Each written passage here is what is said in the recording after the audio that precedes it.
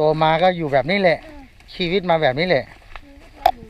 เราไม่ได้เป็นโซ่โหมันกับใครหรอกลองเราไม่เคยผ่านมาในจ้างก็หากินไม่เป็นแบบนี้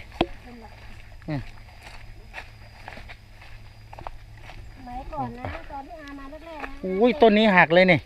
นู่นน่ะเห็นแต่เดือยนั่นน่ะต้นขนุนป่านี่ใช่ปะนู่นน่ะเหลือแต่เดือยนั่นน่ะหักหมดเลยนี่พุ่มใหญ่นี่หักหมดเลยนู่นน่ะล้มเมื่อคืนครับโอ้ยรถเขาเข้ามานี่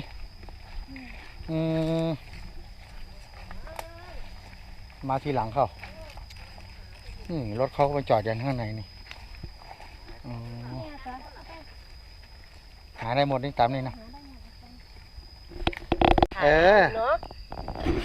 เขาเรียกว่ามาเก็บเห็ดดิต้องเก็บเห็ดเขาดูนี่หาอยู่หากินเนาะโอ้ตาดีแท้มันเห็นทีละดอก2 ดอกวิถีชีวิตเนาะวิถีชีวิตแบบบ้านๆเนาะต้นอะไรนี่กินได้เหรอนี่อ้าวพวกนี้เหมือนอ๋อ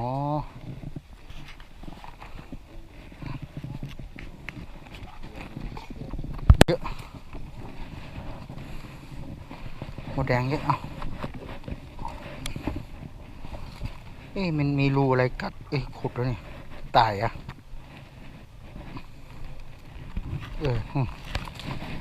นู่นเป็นกระยุ่มเลย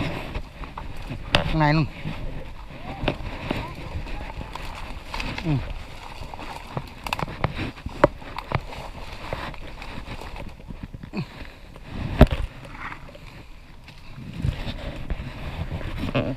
นั่นไปเจอ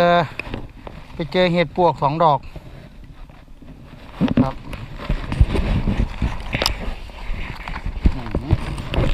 กระจุกนี้ครับ2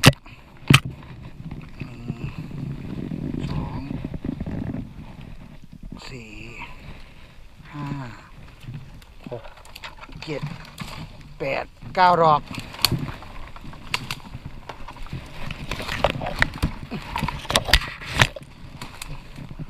หมดเยอะดิโอ้มาเจอเห็ดอันนี้แล้ว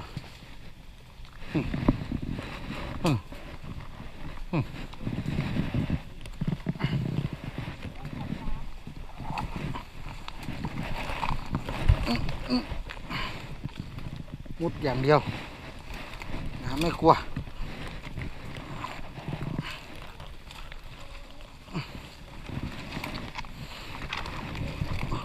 โอ้ยเห็ด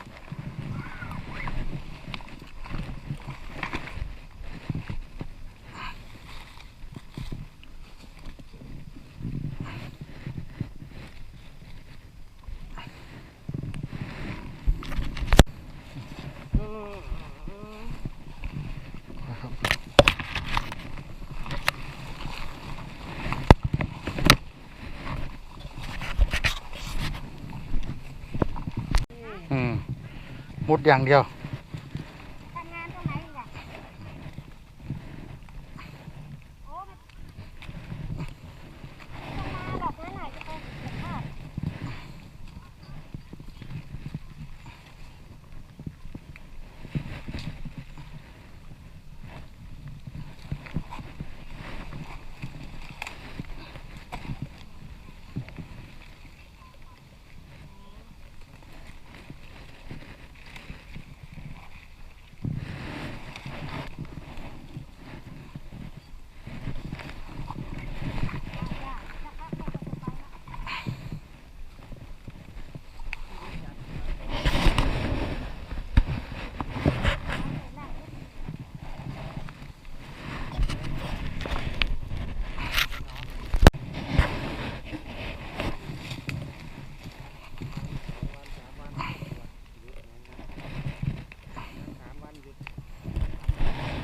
มันเป็นนะเนาะ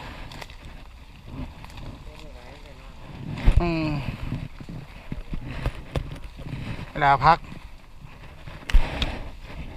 เราดิจะแย่เอาอะลาออกก่อนแล้วค่อยสมัครใหม่เนาะ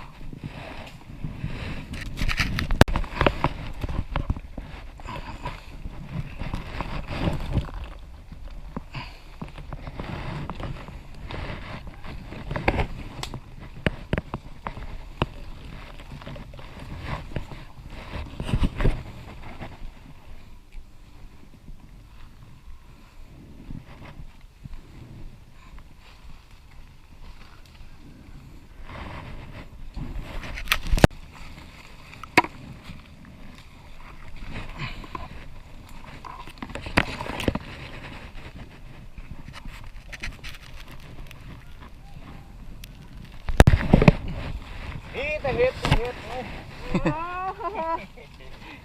อะไร มีแต่เห็ด มีแต่เห็ดกับเห็ด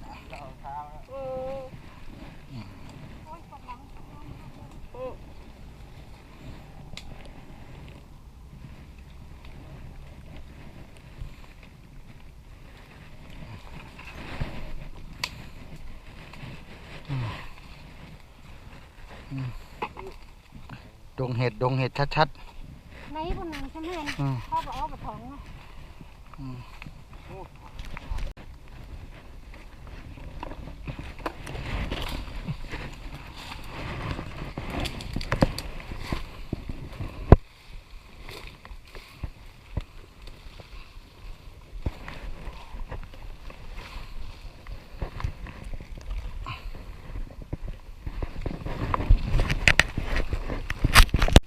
นะ ครับหมูใหญ่หมูใหญ่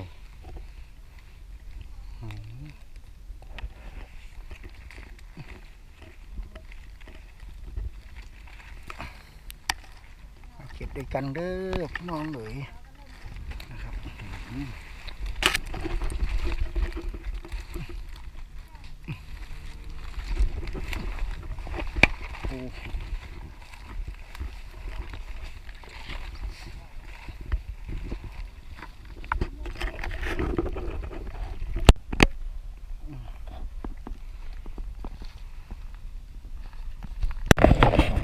ผลงานเราออกจากป่าแล้วเราไปดูผลงานกันที่รถนะครับ รถไถไปเท่านั้นแหละไม่สวยเหมือนกันมันเป็นอะไรไม่รู้ ดูผลงาน เหมือนมันขึ้นลาเหมือนอะไรข้าง หัวแดงมันรีบไป อ๋อ ป้าที่รถดอกใหญ่นี่สวยมากเลย อะไรมันก็ได้เหมือนกันเลย อ๋อตั้งดูเห็ดหน่อยเอา